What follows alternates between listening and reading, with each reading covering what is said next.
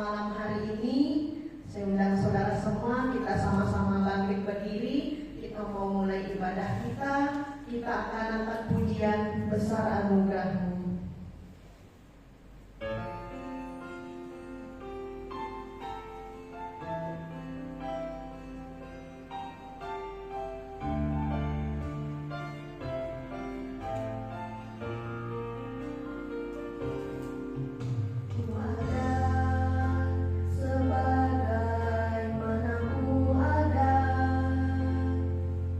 Berdiri menghadap Kakak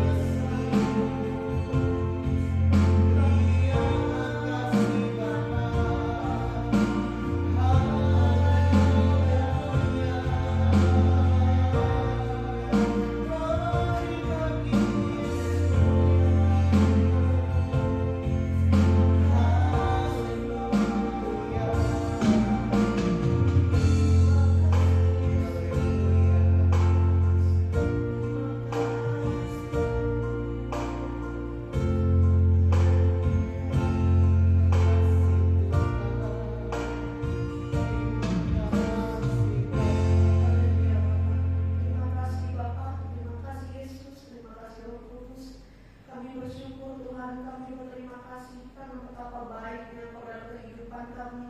Dari kami bangun pagi hingga sampai malam hari ini, Engkau masih menyertai kami. Engkau masih memberikan kami kesehatan, kekuatan untuk dapat sama-sama memuji dan memuliakan nama-Mu. Terima kasih Bapa. Dan sekarang Tuhan, kami akan memulai ibadah kami. Kami mohon Bapa, Engkau memberkati ibadah kami dari awal hingga sampai selesainya, dan tutup bungkus kami semua dalam kuasa darah-Mu. Dan sekarang setan roh iblis yang coba mengganggu kami, roh intimidasi, roh apapun itu namanya, roh ketakutan, roh apapun itu namanya yang coba mengganggu kami ikat telah menghancurkan itu semua di dalam nama Tuhan Yesus. Dalam nama Tuhan Yesus, biarlah Engkau saja yang beracara, biarlah Engkau saja yang menyertai ibadah kami ini, dan biarlah apa yang kami lakukan ini boleh menyenangkan hati-Mu. Terima kasih Bapa, terima kasih Yesus. Dalam nama Tuhan Yesus kami berdoa mengucap syukur. Haleluya, amin. Masih ada sukacita? Masih ada sukacita? Amin. Kita akan angkat pujian kita, yaitu Allah itu baik.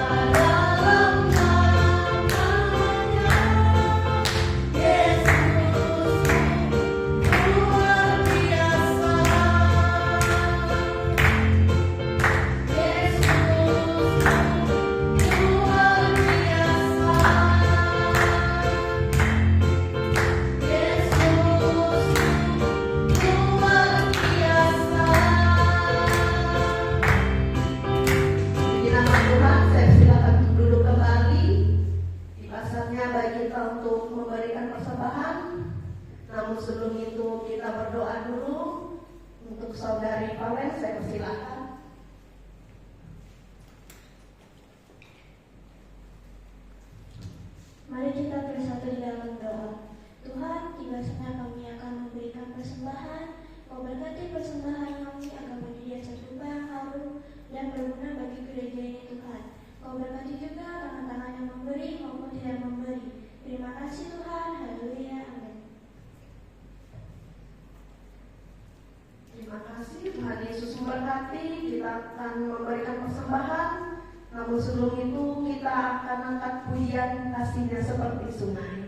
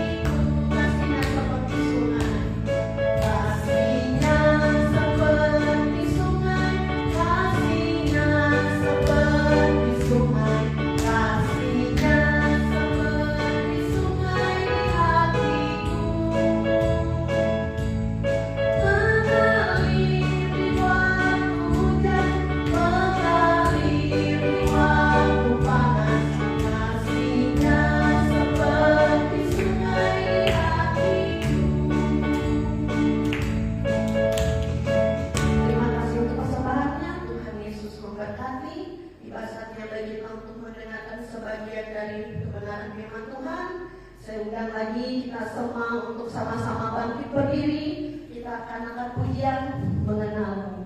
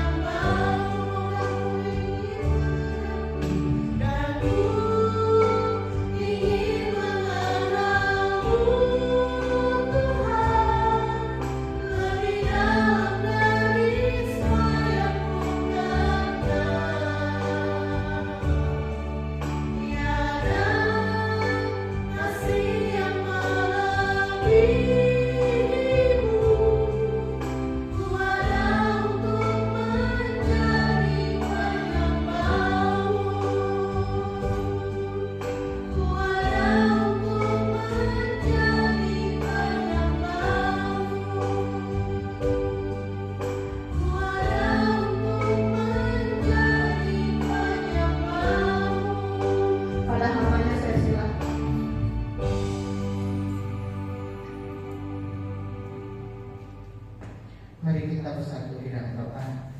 Bapak, terima kasih buat penyertaan dalam ibadah kami pada malam hari ini. Kami sedang memuji memuliakan nama-Mu, dan tiba saatnya kami akan mendengarkan firman-Mu. Berbicara Tuhan, kami siap mendengarkan.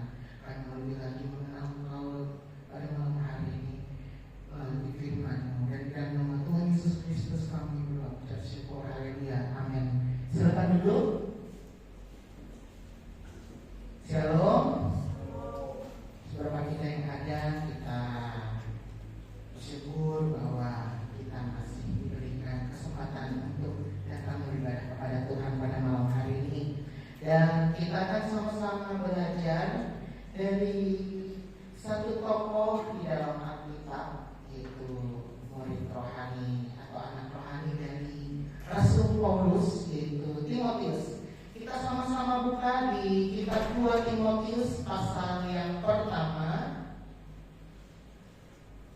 2 Timotius pasal yang pertama, ayat yang ketiga sampai dengan yang kelima. 2 Timotius pasal yang pertama, ayat 3 sampai dengan yang kelima. Di sini dengan perikop ucapan syukur dan nasihat untuk bertekun. Saya akan bacakan untuk kita sekalian. Aku mengucap syukur kepada Allah yang kulayani dengan hati nurani yang murni seperti yang dilakukan nenek moyangku. Dan selalu aku mengingat Engkau dalam permohonanku, baik siang maupun malam. Dan apabila aku terkenang akan air mata-Mu yang Kau curahkan, aku ingin melihat Engkau kembali supaya penuhlah kesukaanku. Sebab aku teringat akan iman-Mu yang tulus ikhlas, yaitu iman yang pertama-tama hidup di dalam nenekmu Lois dan di dalam ibumu Eunike, dan yang aku yakin hidup juga di dalam dirimu. Amin. Buat pembacaan firman Tuhan. Judul khotbah pada malam hari ini itu teladan iman. Nah, dari ayat yang kita baca tadi, kita melihat bahwa Rasul ini adalah surat dari Rasul Paulus kepada Timotius, itu surat yang kedua. Siapa itu Timotius? Di sini sudah ada dijelaskan secara singkat ya, teman-teman ya, saudara-saudara, bahwa Timotius itu adalah anak rohani dari Rasul Paulus. Dan Timotius ini juga merupakan anak dari ibu Eunike dan neneknya Lois. Ini sering disebut di dalam pelajaran agama tingkat SD. Saya sering ajar, ini selalu keluar. Nah, di sini kita belajar bahwa di sini kita lihat Timotius adalah rekan seperjalanan dan sepelayanan dari Rasul Paulus. Dia tidak hanya murid, tidak hanya sebagai anak didik, anak rohani, tetapi dia rekan seperjalanan dan sepelayanan. Jadi kemanapun Paulus pergi, dia diajak. Nah, dari Timotius pada malam hari kita belajar ada teladan iman yang kita patut teladani dari Timotius. Yang pertama yang di ayat kelima tadi, yaitu imanmu yang tulus ikhlas. Apa itu iman tulus ikhlas? Yaitu di sini dikatakan yaitu iman yang murni. Iman yang murni pertama. Iman yang kedua yaitu iman yang tidak bercampur dengan kekhawatiran, kecurigaan atau ketidakpercayaan kepada Allah. Jadi iman yang murni, tulus kepada Tuhan. Yang kedua tadi tidak bercampur dengan kekhawatiran. Jadi tidak ada unsur-unsur yang lain dalam pengenalan kita dan kedekatan kita dengan Tuhan, dalam kepercayaan kita dengan Tuhan. Itu tidak ada unsur-unsur yang takut. Oh, takut doa saya nggak dijawab, nggak ada gitu. Oh, takut nanti gimana, atau khawatir hari ini saya diberkati nggak, hari ini saya gimana, sakit nggak, oh hari ini sakit saya makin parah, oh hari ini pelajaran saya bagaimana. Tidak ada yang seperti itu. Jadi iman yang tulus ikhlas itu iman yang murni, yang pertama. Yang kedua tidak bercampur-campur. Yang ketiga, iman yang tidak munafik. Apa itu iman yang tidak munafik? Jadi iman itu tidak hanya diperlihatkan depan orang, oh saya percaya, oh saya rajin ke gereja. Tetapi bagaimana iman itu dipraktikkan di dalam segala aspek kehidupan. Mau di sekolah sama di gereja sama, mau di rumah sama di tempat kerja sama, dalam pertemanan sama. Tidak ada bohong-bohong putih, palsu-palsu nggak ada, yang ngecit-ngecit nggak ada. Masalah sekarang yang ngecit-ngecit atau pura-pura nggak ada. Jadi iman itu iman yang benar-benar tulus, tidak munafik, tidak di belakang beda, di depan beda. Kemudian imannya itu tidak hanya buat orang terkesan, oh dia anak Tuhan rajin banget ya ke gereja, oh dia anak Tuhan baik banget ya sampai dia suka traktir, padahal dalam hatinya biar saya kelihatan dermawan aja, biar saya kelihatan nanti nggak pelit aja. Nggak seperti itu. Kita belajar iman yang terus iman itu memang lahir dari kedekatan kita dengan Allah. Jadi terpancar dari diri kita.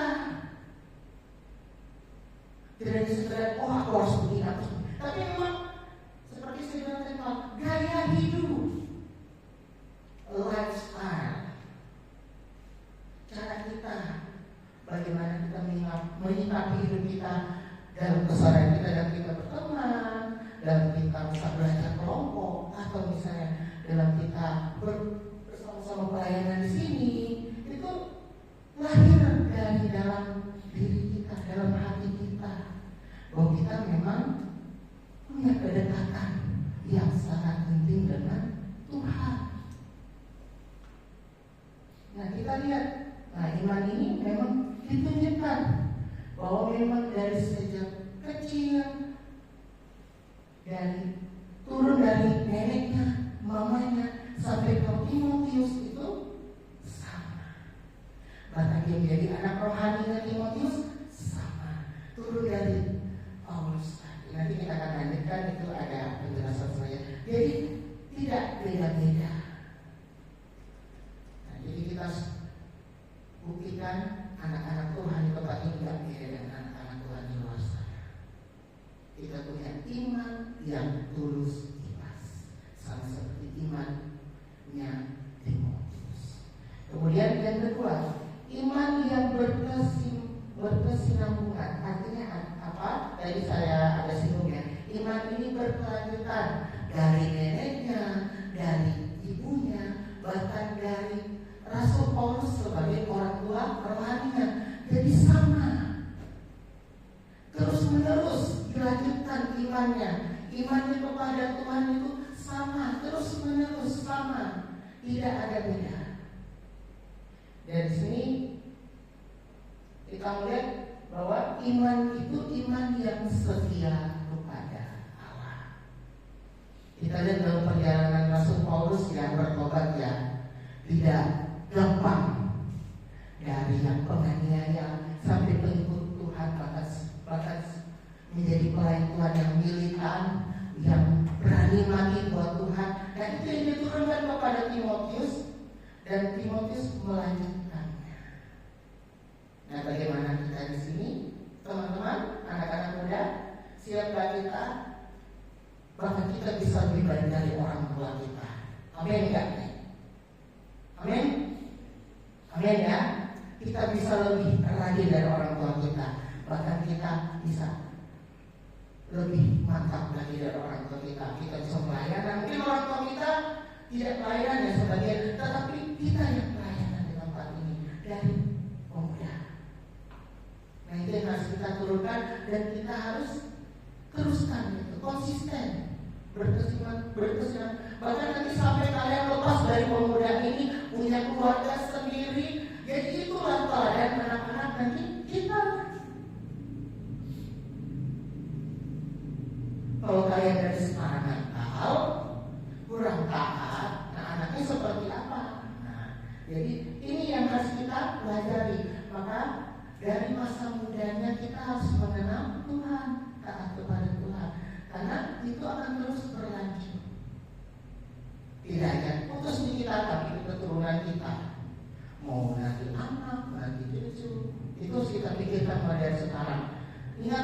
kenakalan orang tua itu ada yang menurun ke anaknya. Dan jangan sampai kita nakal, anak kita lebih nakal lagi. Nah, jadi harus dipikirkan mulai dari sekarang ya. Jadi kita belajar dari teladannya, dari neneknya Timotius, mamanya Timotius, bahkan sampai Timotius. Dan kita melihat Paulus luar biasa, dia harus pikul salib ya. Dia dari penganiayaan sampai dia juga ikut dianiaya mengikut Tuhan. Tidak gampang-gampang dia jadi hamba Tuhan. Ikut salib dan harus dia pikul. Nah, jangan sampai kita seperti itu. Nah, pada malam hari ini melalui teladan imannya Paulus, apa yang kita pelajari? Ada dua yang saya catat di sini. Yang pertama, hubungan yang erat dengan Tuhan, dengan Allah. Nah, hubungan kita dekat, akrab, bahkan melekat. Dengan ibadah seperti ini dan kita hubungan pribadi dengan Tuhan Yesus. Nah, ada sekolah minggu kan, sebagian di sini ada sekolah minggu ya, rajin baca Alkitab. Teruskan baca Alkitabnya, jangan putus. Karena bukannya bagaimana ya, tantangan zaman ini menjauhkan kita dari firman Tuhan. Nongkrong, santai-santai, bahkan kalau sudah kerja sibuk dengan pekerjaannya. Seperti saya harus berbulan dengan pekerjaan saya, dengan kegiatan gereja harus diatur. Jadi kita harus punya waktu. Jadi kita harus apa yang kita perlu utamakan. Saya kalau bisa izin dari tempat kerja langsung sih. Saya nggak mau kompromi ABC, nanti aja di gereja telat. Itu konsisten kita terhadap Tuhan, hubungan kita dengan Tuhan. Itu tidak bisa kalau orang cuma ibadah sekali seminggu, 2 kali seminggu. Tapi kita harus belajar mulai dari umur kita seperti ini. Kita punya komitmen kepada Tuhan, yang mana kita dahulukan. Selama kita bisa beribadah, memang bisa kita ibadah. Kalau kurang online ada, tapi utamakan dulu ibadah. Apalagi zaman COVID dulu ya, kita merasa ibadah susah sekali. Sekarang sudah ada COVID. Ayo kita sama-sama lebih mengangkatkan diri kita, lebih melekatkan diri kita kepada Tuhan. Kemudian yang kedua, di sini sadar akan diri kita. Nah, sadar kita ini, sehingga kita punya tanggung jawab dalam mengikut Yesus dan pelayanan. Jadi kita sebagai anak-anak Tuhan, pengikut Tuhan, pelayan Tuhan, kita ini harus sadar diri kita siapa. Kita anak Tuhan, kita pelayan Tuhan, kita jemaat Tuhan. Nah, dalam mengikut Tuhan kita punya tanggung jawab. Nah, tanggung jawab ini yang membuat kita itu konsisten, gak bolong-bolong. Nah, itu yang membuat kita nanti bisa semakin taat. Jadi karena kita punya tanggung jawab sebagai anak Tuhan, kita tidak boleh putus dalam ibadah, kita tidak boleh putus dalam doa, tidak boleh putus dalam baca Alkitab, tidak boleh putus dalam pelayanan. Itu yang terpancar dari diri kita, firman Tuhan. Kalau kita melihat orang di luar sana berlomba-lomba ibadah, padahal belum tentu selamat. Kita selamat sudah di depan mata nih, tinggal kita kerjakan nih. Ya, teman-teman yang tinggal kita kerjakan aja nih. Makanya kita harus punya tanggung jawab sebagai anak Tuhan, sebagai pelayan Tuhan, sebagai murid Tuhan, sebagai jemaat Tuhan, sebagai anak-anak muda di tempat ini. Kita harus beda dari orang lain. Kita harus punya komitmen tadi, setia kepada Tuhan, setia dalam pekerjaan Tuhan, setia dalam tugas dan tanggung jawab kita dimanapun kita berada. Jadi kita belajar tadi, tulus ikhlas dimanapun kita berada. Tidak ada waktu kata terlambat untuk bertobat. Tidak ada kata terlambat untuk kita mau berubah. Selama kita masih diberikan kesempatan, mari kita berubah.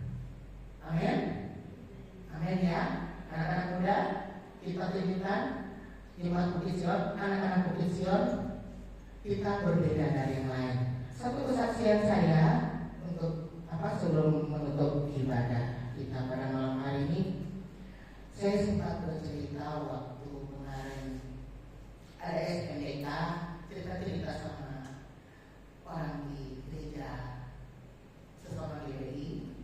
Dia sangat terberkati melalui pelayanan anak-anak muda di tempat ini, yang masih SMP, yang masih SD, yang waktu kalian masih SD, SMP, SMA, bahkan ini yang kuliah, yang perempuan semua, yang masih anak-anak, mereka sangat terberkati.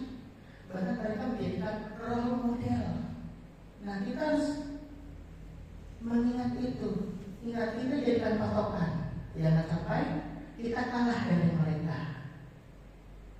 Mereka terberkati dan mereka juga akhirnya belajar juga di gereja mereka untuk latihan musik, latihan tambori. Mereka lihat tari kita bagus, musik kita bagus, padahal kita lihat alat kita seadanya.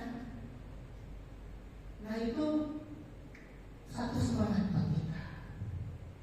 Anak-anak muda di tempat ini, kita dijadikan contoh perbandingan dengan gereja GBI kan di tempat kita yang lumayan sederhana kita ya, yang lain besar semua, dan kita dijadikan contoh gereja yang besar-besar.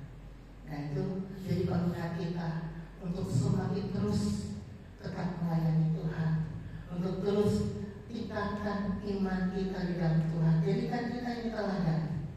Ketemu gereja orang di sekolah, oh kamu kecil ya, oh yang main musiknya cewek semua, oh yang pemain musiknya muda-muda semua. Nah, kita terkenal dengan itu, nilai plus kita. Jangan sampai kita malah merosot, malah yang nanti gantinya tua-tua, sedangkan gereja lain sudah mulai pemainnya yang muda-muda. Karena kita perlu regenerasi untuk pelayanan pekerjaan Tuhan di tempat ini. Amin. Membuat firman Tuhan pada malam hari ini, kita akan tutup ibadah kita bersatu di dalam doa. Bapak yang baik, kembali kami datang di hadirat-Mu, kami mengucap syukur Tuhan buat kehadiran Tuhan, buat kasih setia Tuhan yang nyata dalam kehidupan kami. Kami sudah mendengarkan firman-Mu, dan semua ini boleh menjadi kekuatan bagi setiap kami anak-anak di tempat ini, dan kami bersenantiasa menjadi pelayanan iman dan setiap kehidupan kami. Kalau sudah selesai berbicara, kiranya Roh Tuhan saja yang terus